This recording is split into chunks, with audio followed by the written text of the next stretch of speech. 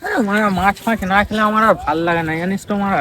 হ্যাঁ বুকা চুদা বানা, কালকে বানা আমি পরপর 3 দিন এসেছিলাম জানিস, মানে এত বড় লেগেছিল রে বানা।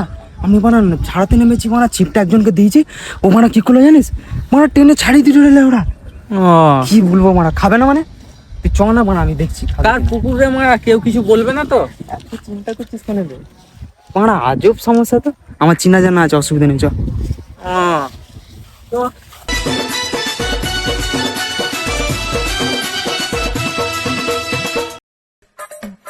কিন্তু ভালো করে খাচ্ছে না, ডুবাবে না বলে দিলাম।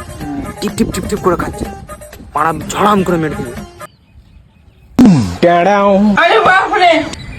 হ্যাঁ তুই ধর, হ্যাঁ আমি মুতে আসছি।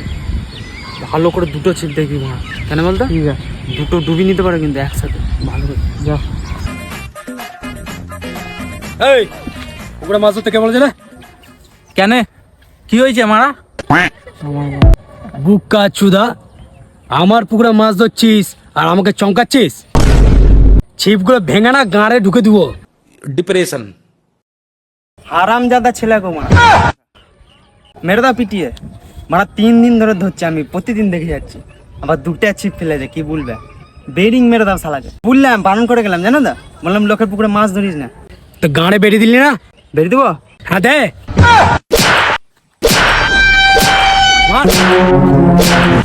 এ ভাই, ছিপগুলো তুলে ওকে যেতে বল, নাহলে কিন্তু মার খাবে আমার কাছেও।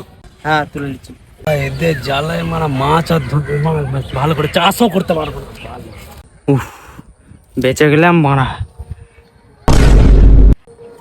হ্যাঁ হ্যাঁ বন্ধু, হ্যাঁ রাগ করিস না। তোর বন্ধুর গাঁড় মারিয়ে পালের মাছ ধরবোই না।